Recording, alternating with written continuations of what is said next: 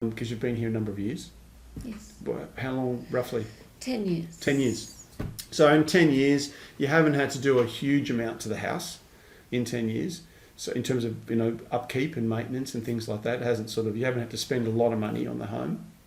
No, which means that you've spent great 10 years here, convenient location, and you want to stay in the same area.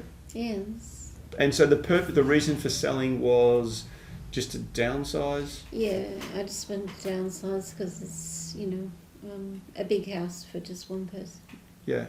Now from the start too, we also had an issue because you had a couple of dogs, had family pets, and there was they're great dogs, but they were just big dogs, and they were tearing up the yard and making a mess for you, and a lot of mud.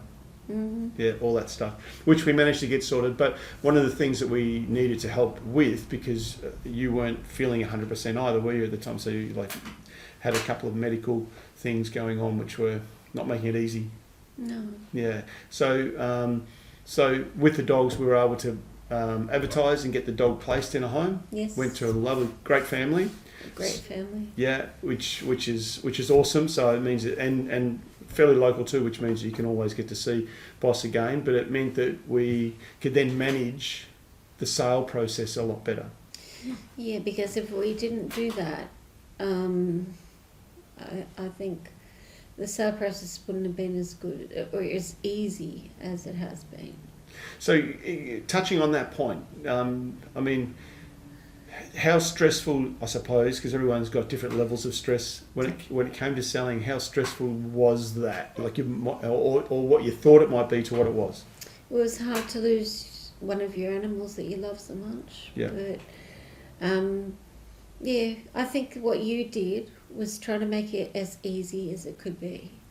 So you tried your hardest, and guess what? You did it, and I felt comfortable, and I felt okay with selling the house. So I'm just grateful, Wes. Seriously, you've done a great job. Oh, thank you. Now, before the campaign started, before we actually launched it, we talked about where the price was on the property was really comparing to others. So there's other brick homes, larger homes sitting on bigger blocks in the suburb, in quieter streets, that were selling for mid-fives. And then there were others that were selling for around that 525, 540 mark. And again, they were weatherboard homes, not the same character as this, but they were in quiet locations, or they were brick homes and they were renovated. And they're selling for 540, fully renovated, and they were sites that could also be developed. So we were up against that. But what I said to you before we even launched, because we signed an original authority, didn't we? Yeah. And then we ended up signing a new one. Mm-hmm. Did I sign a new one to drop the price? Or did we sign a new one and increase the price? You increased the price. Yeah. And can you remember how much we increased it by? I don't know, it's about 100,000. Oh, no, not quite. Wish it was, but no, it wasn't. We increased it by 60,000. Not quite 60,000, $55,000. Yeah. So, because what I recognised was that there was nothing on the market that we were really competing with. And so, in my opinion, because we wanted the home owner, the emotional purchase, not the developers, even though we had interest from developers, we wanted that home owner because the homeowners they're more attached. They're more attached to the home, and that's the perfect buy in every single case. So no matter whenever I sell a property, I'm trying to sell to someone who's emotionally attached to the property, not necessarily developers, because they just run on numbers. It's like, I've got to buy it for this, I want to buy it cheap, because if I buy it cheap, then I know I can build and develop, I can turn it over, I've got holding costs, whereas the homeowner, they don't have the same holding costs. Okay, and a lot of cases, like in this case, first homeowners, so they can actually buy the property and pay no stamp duty. Whereas if a developer bought it and they paid the price that was paid, then they would have to spend another $30,000 in stamp duty.